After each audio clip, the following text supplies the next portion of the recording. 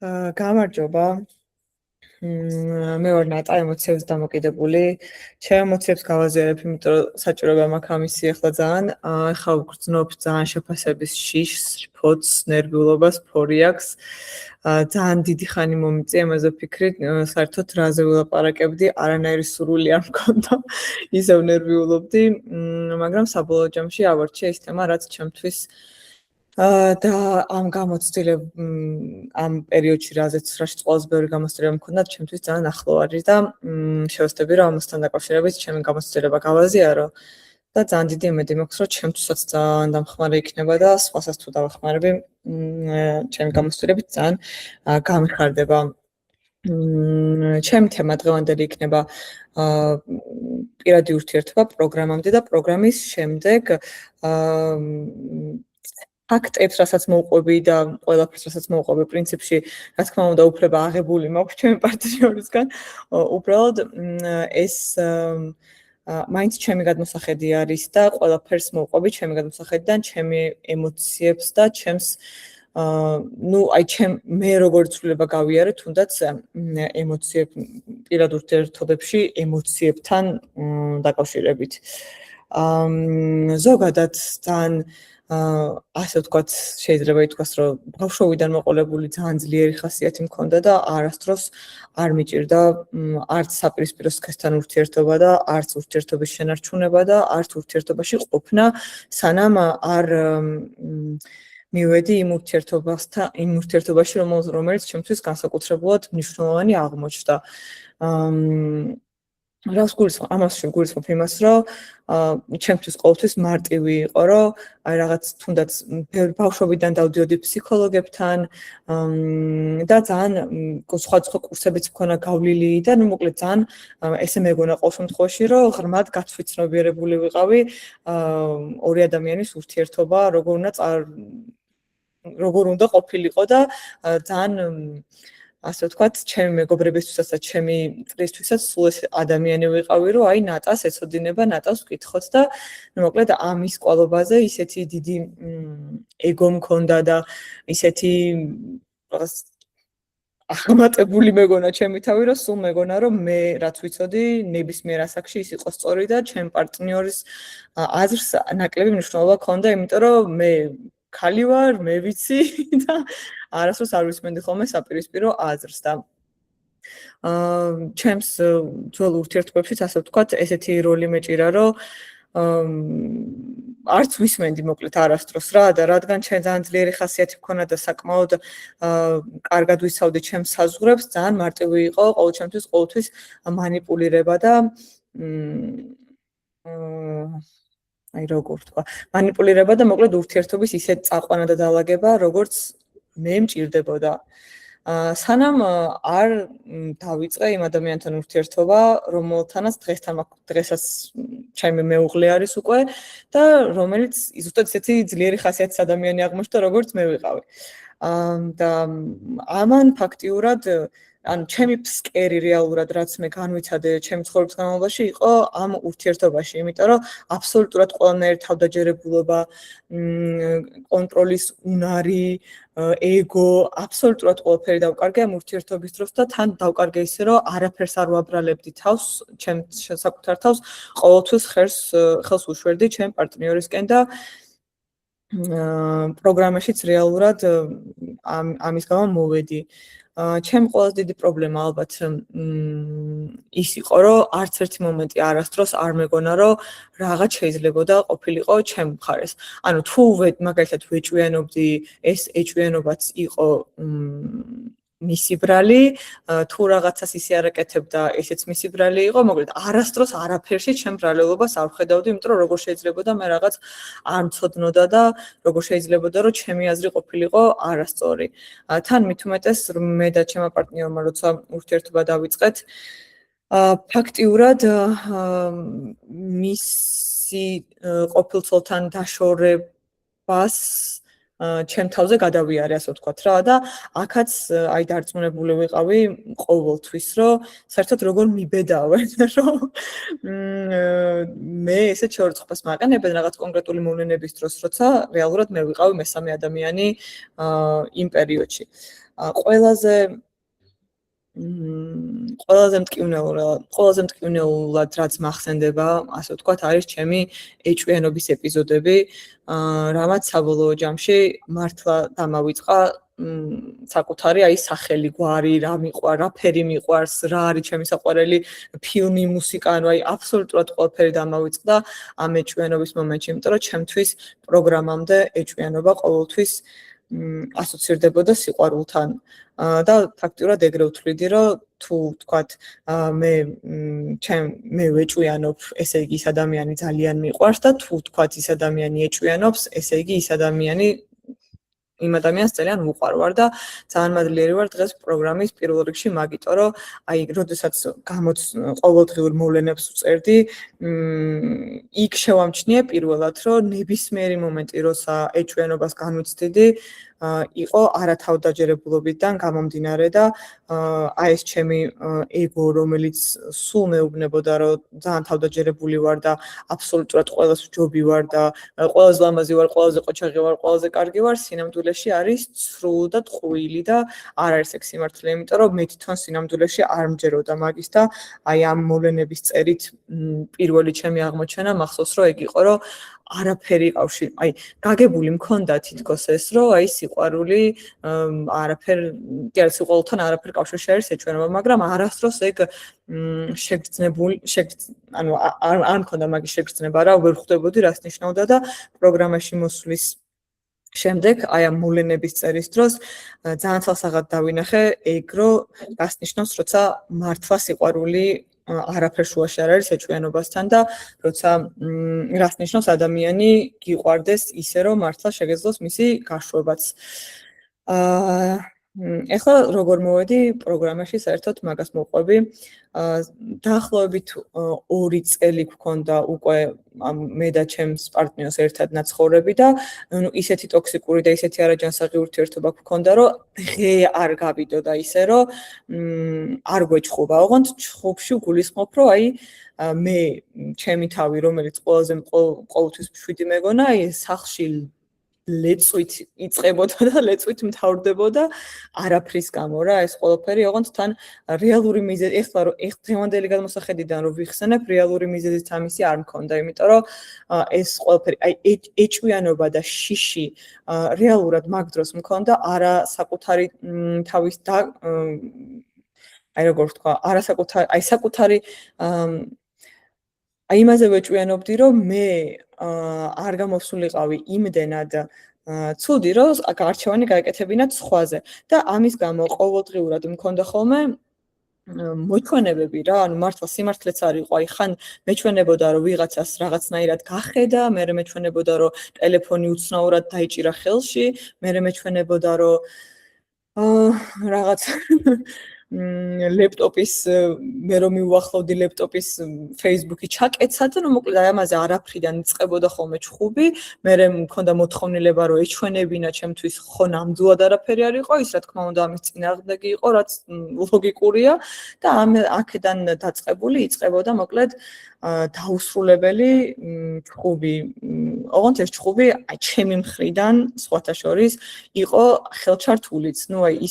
ისეთ შეურაცხყოფაზე გადადიოდა, რომ დღეს რო ვიხსენებ, არ ვიცი, ძალიან რთულია დღეს ჩემთვის ამის გახსენება და წარმოდგენა, რომ ეგ ადამიანი მე ვიყავი და მაგის მერე ალბათ 3 წელია რეალურად გასული და ეს ეტაპობრივად შეიცვალა, რა თქმა უნდა, ერთიანად არ შეცვლილა და თან კიდევ ძალიან დიდი გზა ჯერ კიდევ წინ არის, იმიტომ რომ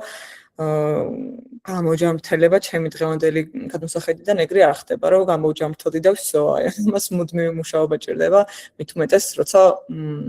ურთიერთობაზე საუბრობთ რა. ხო და ამასთან ერთად კიდე იყო ჩუმად,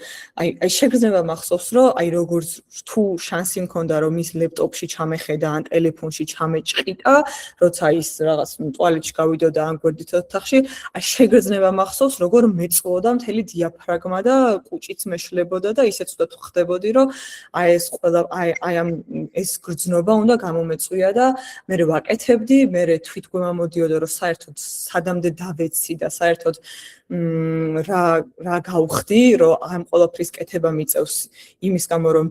დავუმტკიცო ჩემ თავს, რომ იმ ადამიანს უნდა ჩემთან ერთად ყოფნა და რეალურად ვერც ვერაფერს ვერ პოულობდი რა, ანუ დღემდე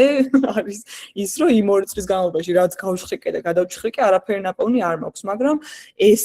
სიმშვიდე, რომ აი იმ დღეს ვერაფერი ვერ მიპოვე, გრძელდებოდა მხოლოდ ალბათ 8 საათი დავიძინებდი, გავიღვიძებდი მეორე დღეს და ეს შიშები და შფოთვები ისევ მიტევდა, რომ ეს ადამიანი მე მხალატობს და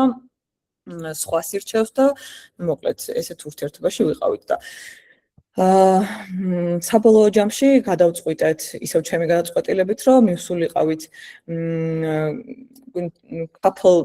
რა ქვია, წყვილების თერაპიაზე ფსიქოლოგთან და წყვილების თერაპევტთან რომ მივედი, იქაც აი ესე მახსოვს ჩემი თავი შემართებით, რომ აი ხლა დავჯდები და იქ რო ვილაპარაკებ, ნახავ შენ ფსიქოლოგი რას გეტყვის, ანუ აი აბსოლუტურად დარწმუნებული ვიყავი, რომ ყველაფერს რასაც ეს ფსიქოლოგი იტყო და მეტყოდა, რომ აი რატო არ უსმენ ნატას და ანუ შენ ვაფშე როგორ ბედავ, რომ მეწინააღმდეგები ესეც ჭკვიან გოგოს და პირველი სახეში შემოლაწუნება ალბათ მად მქონდა სინამდვილეში, იმიტომ რომ ამ ფსიქოლოგთან ლაპარაკი რომ დავიწყე, მომისმინა ორივე და მოკლედ მე ლაპარაკი რომ დაიწყო, აი ჩავეჩხირე, მახსოვს რომ ძალიან ბევრჯერ. და ეგ იყო რომ იქ რომ გამაჩვმა ფსიქოლოგმა და მითხრა რომ ხო მოგისმინა, ეხლა შენ მოусმინე რას ლაპარაკობს, აი მან მახსოვს ეს შეგრძნება, რომ აი მთელს ხელში სიცივემ დამიარა, რომ აი ესეც როგორ გამიბედეს, რომ საერთოდ მითხრეს, რომ მეორე ადამიანს უნდა მოვუსმინო. რას ნიშნავს მოვუსმინო? იმაზე კარგად ხო მე ვიცი. და ნუ მოკლედ ამ ფსიქოლოგმაც დიდი შედეგი ვერ გამოიტანა, იმიტომ რომ საბოლოო ჯამში ორივეს პირადი პრობლემები ჰქონდა და ამის მერე მოვლენები ისე განვითარდა, რომ პირველი პროგრამაში ჩაერთო ჩემი ქმარი და ძალიან დიდი განსხვავება იყო მიზეს, რატო ჩაერთო ჩემი ქმარი პროგრამაში და მე რატო ჩავერთე პროგრამაში, იმიტომ რომ ჩემი ქმარი პროგრამაში რომ მოვიდა, მიზეზად ჰქონდა ის, რომ ეხლა რამეს თუ არ შეიცვლება, ჩვენ დავშორდებით. და ძალიან უცნაური არის დღემდე ეგ, იმიტომ რომ რეალურად რატო არ დავშორდით, არ ვიცი, მართლა ორივე დამოკიდებული ადამიანი და ორივე თანადამოკიდებული ადამიანი ვიყავით ალბათ ერთმანეთზეც და ემოციებზეც, მაგრამ ნუ აი ისეთ ჯოჯოხეთში ვცხოვრობდით, რომ რა ძალამ არ დაგვაშორა, არ ვიცი, ეთყობა ეგეც სადღაც ბედისწერა იყო, იმიტომ რომ დღეს სრულიად სხვა რეალობა არის, მაგრამ ჩემი ქმრის პროგრამაში მოსვლის მიზეზი ეგ იყო, რომ ურთიერთობა გადაერჩინა და პროგრამაში რომ მოვიდა, აი მან აბსოლუტურად პაუზე გადამატყდა მთელი სამყარო, იმიტომ რომ აბსოლუტურად დავკარგე მისი კონტროლი, მან ისწავლა საზღვრების დაცვა, ვეღარ ვჩხუბობდი, იმიტომ რომ ამ ყველაფერში აღარ მომყვებოდა რა და აი რაღაც მანამდე ასე ვთქვათ დამუღამებული რაც მქონდა, აი საშინელი რაღაც მქონდა დამუღამებული, ვიცოდი კონკრეტული შეურაცხყოფა, რომელიც აფეთქებას იწვევდა მასში და მაგას ვინახავდი ხოლმე ბოლო წამისთვის რა, რომ აი ვერაფრით თუ ვერ გამოვიყვანე წყობიდან, აი ვიცი რომ აი ამას რო ვეტყვი, გამოვა წყობიდან. და პროგრამაში რომ მოვიდა, მაგის მერე აი ეს ძალაუფლება, რაც მეგონა რომ მქონდა, ეგეც დავკარგე, იმიტომ რომ არაფერი აღარ მოქმედებდა მასზე. და როგორც კი რამე შეეშლებოდა, მაგ დროს მე არ ვიყავი ჯერ პროგრამაში მოსული და როგორც კი რამე შეეშლებოდა, მაშინვე ვიწყებდი პროგრამის გაუფასურებას და ზიზღს ვავლენდი მოკლედ რა ამ პროგრამის მიმართ, რომ აი ეგეთი მაგარი თუ ხარ და ეგეთი სულიერი თუ ხარ, აი ამას რატო ამბობ და იმას რატო ამბობ და პროგრამა თუ ეგრე კარგად მოქმედებს საერთოდ და ეს ძალიან ხშირად გამიგია გაზიარების დროსაც და მაგ დროსაც მქონია სურვილი, რომ ეგ უკავშირი გამეკეთებინა, იმიტომ რომ მგონია რომ ვიცი ეგ, ანუ მომისმენია ვთქვათ ჩემს სასპონსორო ჯგუფშიც და გაზიარებების დროსაც ეგეთი კითხვა ქონია ადამიანს, რომ რატო მეუბნება ეგრე, მე ხო ვცდილობ, რომ უკეთესი ვიყო და მე მაგ დროს განვიხდიდი ხოლმე, რომ იმდენად არარაობა მიმაჩნდა ჩემი თავი მაგ დროს, რომ ვცდილობდი, რომ მისი წინსვლაც გამეუფასურებინა რა, რომ აი შეიძლება რაღაც ვთქვათ ორი კვირა ყოფილიყო 7 და ემოციურად სტაბილური და მე ერთი დღე რაღაც პატარა შეშლოდა და მე ამას ჩავეჭიდებოდი ბოლომდე და ნუ აი ბოლომდე უნდა მიწასთან მეთრია 12 ნაბეჯის პროგრამაც კიდე ნუგზარის გამოსავალში გავიარეთ ასევე პიროვნული ზრდის კურსი და ისეც და ნუ ეს მაქსიმალურად ეჭქვეშ დამეყენებინა მისი ეს გზა ხო და მე ამანაც რო არ გაჭრა საერთოდ და არაფერმა რო არ გაჭრა, ვერაფერი რო ვეღარ მოვიფიქრე ამ ადამიანის წყობიდან გამოსაყვანად და დასამტკიცებლად რომ მე ვარ მართალი და ისე უნდა მოხდეს ყველაფერი როგორც მე მინდა,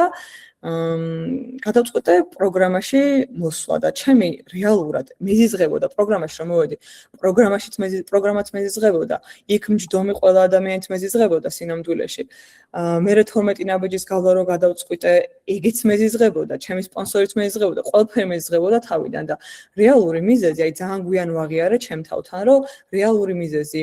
ამ ყველაფრის იყო, რომ ეხლა მე კარგად გავიგებ, რას ნიშნავს ეს პროგრამა და მე უფრო მეტი ინფორმაცია მექნება, რომ ბოლომდე ვუარყო და ვთქვა, რომ დეგენერატობა არის და ბანძობაა და არავის არაფერში არ ჭირდება და რაღაც იგონებთ. სადღაც შუაგზაში მივხვდი, რომ ჩემში იმხელა ცვლილება გამოიწვია პროგრამამ, რომ აბსოლუტურად ეს ყოველდღიური შფოთი და ემოციური დისბალანსი რაც მქონდა, ნანულა მიქრებოდა. და თავიდან ამის აღიარებაც მიჭირდა, იმიტომ რომ ფაქტიურად ჩემ თავთან, ანუ ყველაზე მეტად ჩემ თავთან გამიჭირდა იმის აღიარება, რომ პროგრამა მართლა მოქმედებს. და პროგრამა მართლა ცვლის ადამიანების ცხოვრებას არა მარტო ურთიერთობის მხრივ, არამედ ნებისმიერ სამსახური იქნება მეგობრებთან ურთიერთობა სოციუმში, ადაპტირება იქნება თუ ოჯახი იქნება, უბრალოდ ჩემთვის მართლა ჩემი ყველაზე დიდი ფსკერი ურთიერთობაში მოვიდა და ამიტომ ჩემთვის ყველაზე მნიშვნელოვანი ეს ურთიერთობა იყო და დღემდე ეგრე არის. და განსხვავებას რაშიც ვხედავ არის ის, რომ პროგრამაში მოსვლის მერე დავიწყე იმის გაანალიზება, რომ ნებისმიერი პრობლემა, რაც მის მიმართ მაქვს, სინამდვილეში არის ჩემი. და ძალიან მარტივი გახდა ამის მერე ჩვენი თანაცხოვრება. იმიტომ რომ ის ყველაფერი, რაც არ მომწონდა ამ ადამიანში, ჩემს ქმარში, ნაწილი ჩემი თავის იყო, ანუ ნაწილი იყო ის, რაც ჩემ თავში არ მომწონდა და ნაწილი მართლა ის იყო, რაც ჩემგან განასხვავებდა, მაგრამ ეგ, ანუ ზოგადად სიყვარულის აღქმა შემეცვალა პროგრამის მერე, რომ სიყვარული დღეს მართლა სხვანაირად მესმის, რომ ის ადამიანი გიყვარდეს ისეთი, როგორიც არის და აცადო თუნდაც შეცდომების დაშვების უფლებაც მიცე და რაღაც შენ იცხოვრო და იმასაც აცადო ცხოვრება. ანუ ეს იცხოვრე და აცადე ცხოვრება არის ჩემთვის დღეს ყველაზე დიდი სიყვარულის მანიშნებელი და აი რაღაც აი ყველაზე ყოველდღიურ პრობლემებში, ყოველდღიურ ცხოვრებაში როგორი რაღაცები შეიცვალა, რასაც ყველაზე აქტიურად ვატყობ არის ის, რომ მის რაღაც აქციელებს პირადად აღარ ვიღებ, ასე ვთქვათ რა. ანუ ადრე თუ მქონდა ის, რომ ვეჯიბრებოდი და ჩვენი ურთიერთობა იყო, რომ ვინ გაიმარჯვებს, ჩემი პარტნიორი თუ მე, დღეს ჩემი ურთიერთობა არის, რომ აღარავის აღარ ვეჯიბრები. რომ ის ოღონდ ის იყოს კარგად და ოღონდ მე ჩემ პონჩი ვიყო კარგად და არავისთან შეჯიბრი არ მჭირდება და რაღაცნაირად რწმენა შემოვიდა ჩემში, რომ იმან რაც არ უნდა გააკეთოს, ეს ჩემ ჯინაზე გაკეთებული არ არის რა, ის ადამიანი არის თავისი ემოციებით, თავისი გრძნობებით და რაღაც თავისი ყოველდღიური გადაწყვეტილებები აქვს მისაღები და მოკლედ აი ადრე თუ რაღაცას გააკეთებდა და მეგონა რომ ეს მე გამიკეთა და მე მომაყენა შეურაცხყოფა და მე არ მცემს პატივს და როგორ გაბედა საერთოდ რომ ესე მომექცა, დღეს რაც არ უნდა გააკეთოს, ამას ესე ვუყურებ, რომ იმ ადამიანს დღეს სხვანაირად არ შეეძლო. თუმცა საერთოდ ცხადდა მიწა არის იმას შორის, რას ვფიქრობდი რომ მიკეთებს და დღეს რას ვფიქრობ რა, ანუ საერთოდ აღარ ვთვლი რომ მე რამეს მიკეთებს. და ეს მოკლედ ჩემთვის აღმოჩნდა, რომ არის ყველაზე დამხმარე, რომ არავინ არ მებრძვის რა, მათ შორის არც ჩემი საყვარელი ადამიანი და შემიძლია მშვიდად ვიცხოვრო. და რატომ მქონდა საერთოდ ეს განცდა, რომ მე მებრძო და არ ვიცი, ეგეც ძალიან საინტერესოა და არ ვიცი, ალბათ მაგამდეც მივალოდეს მე. კიდე ყველაზე დიდ განსხვავებას რაშიც ვხედავ არის ის, რომ არ არსებობს ეგეთი ადამიანი, ჩემი დღევანდელი გამოცდილებით არ მგონია, რომ ნებისმიერ ადამიანს შეიძლება ყავდეს ისეთი ქმარი, ან ისეთი შეყვარებული, რომელშიც აბსოლუტურად ყველა თვისება მოეწონება. მე მგონია, რომ ორი ესეთი იდენტური ადამიანი არ არსებობს და ეს ჩემი გამოცდილება პროგრამის მერე ის არის, რომ მარტო, ანუ დღის განმავლობაში ვამჩნევ მარტო კარგს. ეს ცუდი, რაც ადრე ძალიან მაწუხებდა, რომ ჩვენ ძალიან განსხვავებული ადამიანები ვართ. ცხოვრების ტემპი გვაქვს სხვანაირი, ჩვენი დღე და ჩვენი დროები აბსოლუტურად სხვადასხვანაირად მოქმედებს და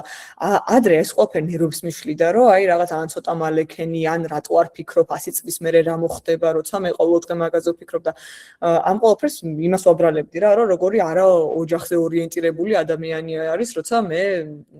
5 წელი უკვე გაწერილი მაქვს და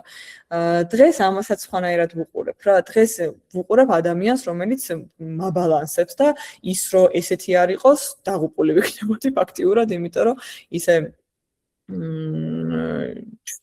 შემიყავდა ეს ყველაფერი, რომ ალბათ ვეღარ გამოვიდოდი. ხო და მოკლედ ეგეც ერთ-ერთი განსხვავება არის, რომ ჩემი გონება ამაში სხვა შორის ძალიან მადლიერებების წერა დამეხმარა, მახსოვს, რომ აი მაგანაც სრულიად შეცვალა ჩემი დამოკიდებულება აჩის მიმართ, როცა მადლიერებების წერა დავიწყე, იმიტომ რომ აი დღეს სიყვარულს ვამჩნევ ძალიან პატარა საქციელებში. იმაში კი არა, რომ ვთქვათ, რაღაც ვთხოვე და იმ დღეს დაღლილი იყო და არ გააკეთა. აი მაგალითად იმაში, რომ რაღაც არ ვთხოვე და აი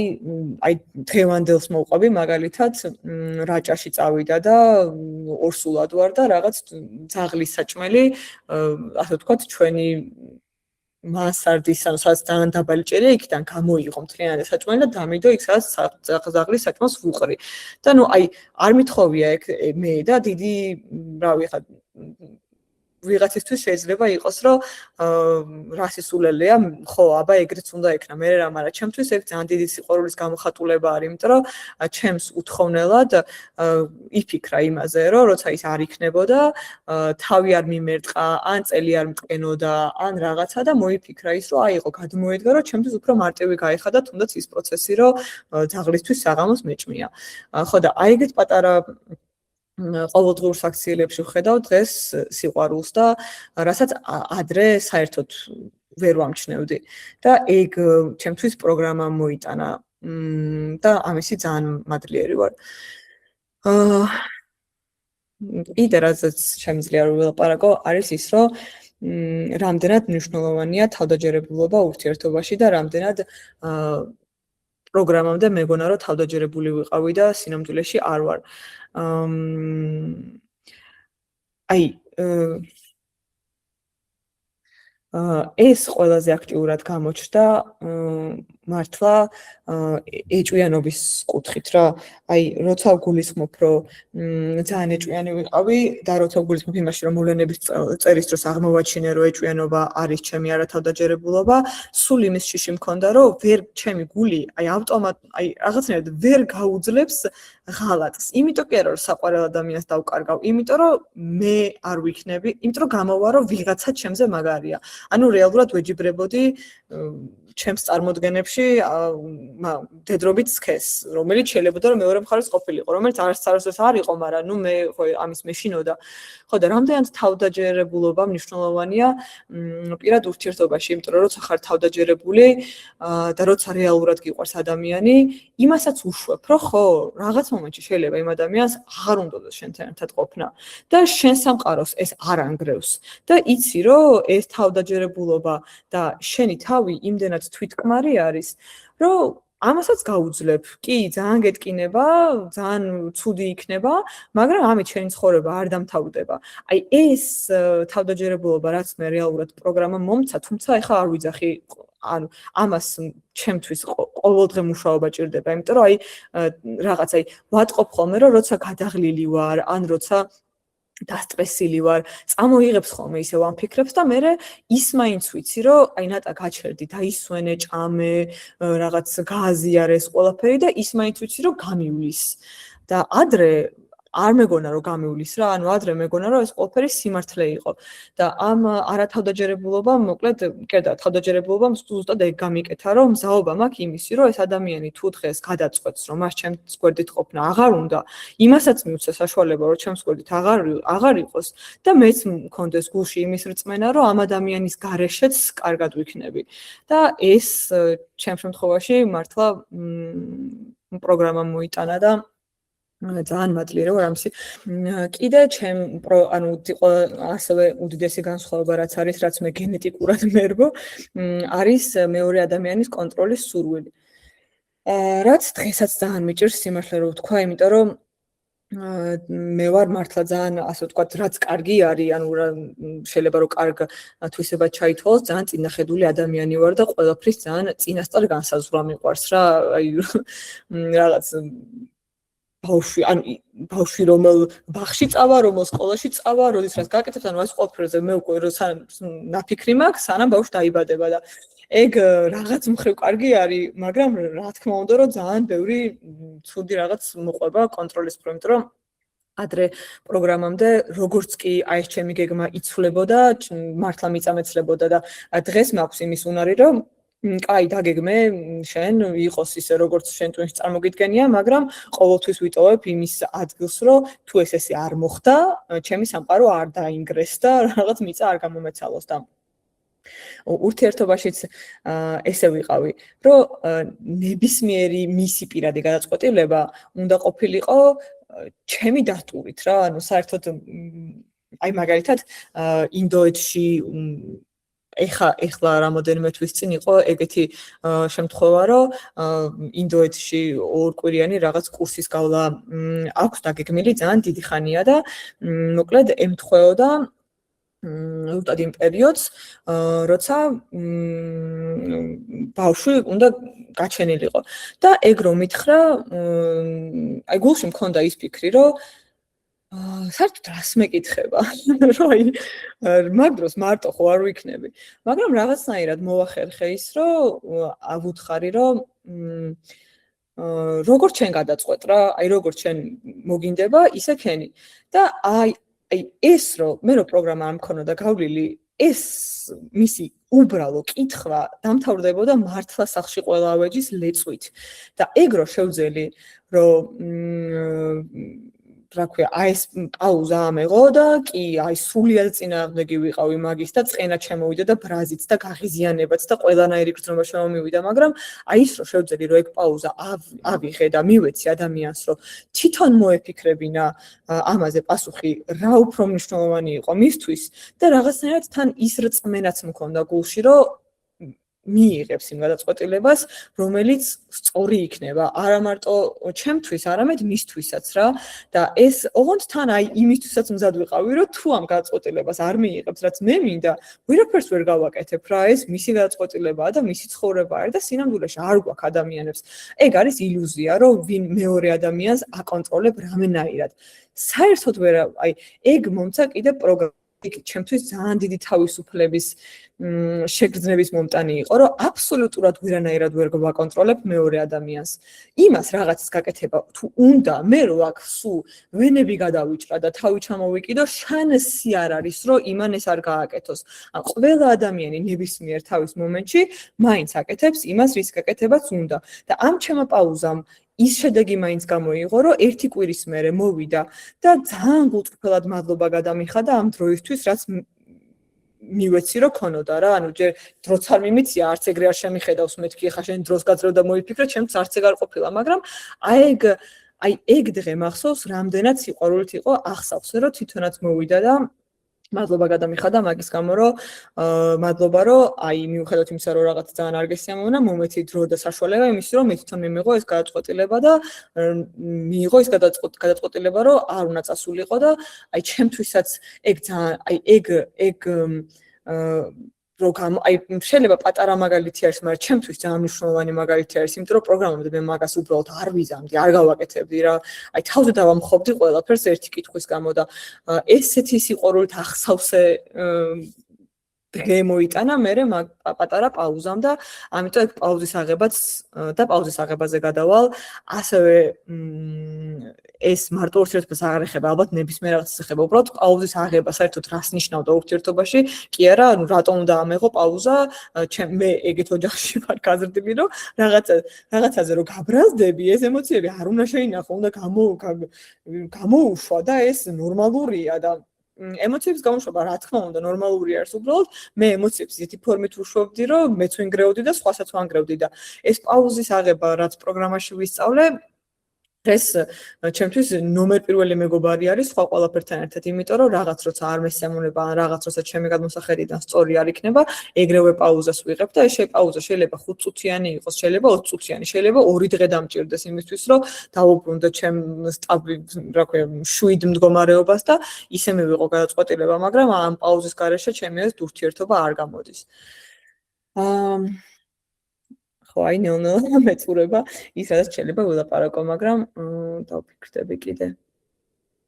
ხო და დღეს მოკლედ იმაზე ვილაპარაკებ დღეს როგორი არის ჩემი ურთიერთობა პროგრამის შემდეგ. რა თქმა უნდა, არც დღეს არ მიმაჩნია, რომ ბოლომდე იქ ვარ, სადაც უნდა ვიყო, იმიტომ რომ არ მგონია ზოგადად, რომ ეგ წერტილი არსებობს, სადაც მიდიხარ. მგონია რომ სულ განვითარების გზაზე ხარ და სულ წინ და მიდიხარ და სულ გჭირდება შენ თავზე მუშაობა ადამიანს. და ეგ ჩემთვის ძალიან დამთრგუნველი იყო, იმიტომ რომ აი ერთი სული მქონდა რომ აი всё ჩამემთავრებინა 12 ნაბიჯი და გამოვჯამრთებ და всё. და რო ჩავამთავრე ეს 12 ნაბიჯი მივხვდი რომ კიდე იმედენი მაქვს გასაკეთებელი რომ თავიდან დავიწყე 12 ნაბიჯი და ძალიან მადლიერი ვარ მაგისიც და ურთიერთობას რაც შეეხება, ხო, არც დღეს არ მგონია, რომ უფრო მეტი არ შეიძლება რომ გაკეთდეს ყოველთვის, უფრო მეტი შეიძლება გაკეთდეს ნებისმიერი რაღაცის განვითარებისთვის. უბრალოდ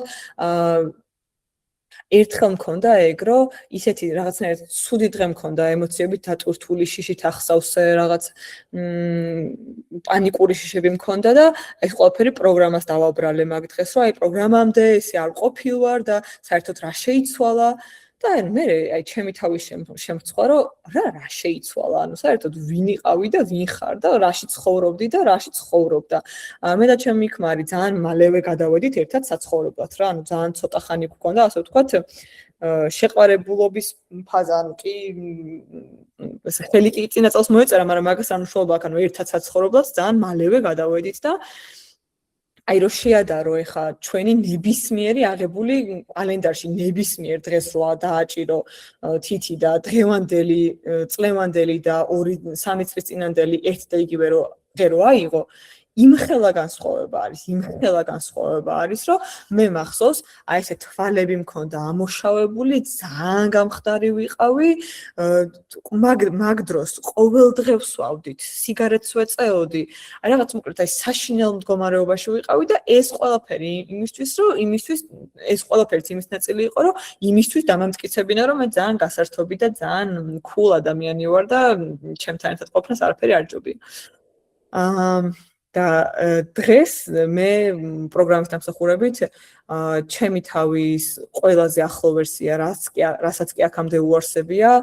ეგ მაქვს და მაქვს ისეთი ურთიერთობა, რომელზეც არც არასდროს არც მიოცნებია და არც მიფიქრია, რომ მსგავსი ურთიერთობა მექნებოდა. ჩემი აბსოლუტურად ყოველი დღე არის ახსავსე სიყვარულით და პატივისცემით და ერთმანეთზე ზრუნვით და ეს ერთმანეთზე ზრუნვა კიდე ყველაზე მნიშვნელოვანია, რაც პროგრამამ ასევე მასწავლა, იმიტომ რომ აი რო ვახსენე, რომ ჩვენ ურთიერთობა დავიწყეთ მაშინ, როცა ის ყოფილსხეულს შორდებოდა, საერთოდ მადლობა მაგ დროს მახსოვს, რომ არც ერთი წამი არ ვფიქრობდი იმას როგორ უჭირდა. ანუ რაღაც მაგ დროს ძალიან ბევრი რეალურად დღესაც რასაც ვფიქრობ, რომ შეცდომა იყო, ეხლაც ესეო, მაშინ რასაც ვფიქრობდი, რომ შეცდომა იყო, ეხლაც ესეო ვფიქრობ, რომ შეცდომა, მაგას მნიშვნელობა არ აქვს, შეცდომა რა იყო და რა არ იყო. ჩემ რეაქციას აქვს ყოველთვის მნიშვნელობა ჩემთვის და აი მაშინ მახსოვს, რომ არც ერთი წამი არ მიფიქრია, არც თვითონ ჩემს ქმარზე და არც მის ყოფილ ცოლზე, რომ ისინი რა რთულ მდგომარეობაში არიან ისინი და რა რთულად გადიან ამ პროცესს. მარტო მეგონა რომ მე ვიყავი ამ ყველაფრის, რომ მე რით დავიმსახურე, რომ ამ ორი ადამიანის დაშორებამ გადაიარა ჩემს კისერზე და როგორ ვედავენ საერთოდ რომ ესე მეკცევიან და როგორ არ ფიქრობენ და საერთოდ ეს ბიჭი რას ფიქრობს და როგორ ვერ ხვდება რომ მადლიერი იყოს იმით რომ ჩემთან აქვს ურთიერთობა. ეს იყო მარტო ჩემი საზრუნავი. ან მართლა არც ერთი წამით არ მიფიქრია იმაზე, არც ერთი დღე არ დამითმია იმაზე ფიქრისთვის, როგორ ცუდად არის. და დღეს აი პროგრამის მერე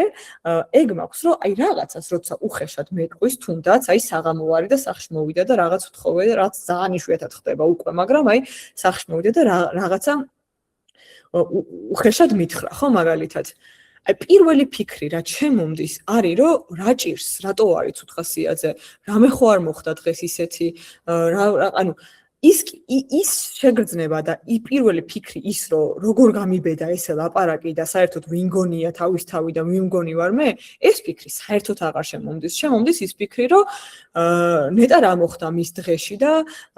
ნეტა რაღაც და ნუ ვიწყებ მე ამაზე ლაპარაკს და ძირითადად ყოველთვის აქვს ხოლმე მიზეზი. და აი როგორც კი ადამიანს რაღაც მისი საქციელის მიღმა დავინახავ ამ შემთხვევაში ჩემ ქმარს, ეგრევე ბევრად უფრო დიდი სამყარო იხსნება ამ ადამიანის და ბევრად უფრო მეტი სიყვარულის ადგილი მიჩნდება მე პირადად. და ესე არის პირიქითაც რა, ანუ ამ პროგრამის მერე გავიგე მე რას ნიშნავს, როცა ადამიანი მართლა გამჭვირვალეს გხედავს და რას ნიშნავს, როცა ადამიანს მართლა იმიტომ უყვარხარ, რაც ხარ და შენ ზუსტად იმიტომ გიყვარს, რაც არის. შენი მინუსებით და პლუსებით, იმიტომ რომ ძალიან ხშირად არის ხოლმე მომენტები, როცა უკანაც მიბრუნდება ეს, რაც პროგრამამდე არ მქონდა, რომ მაგალითად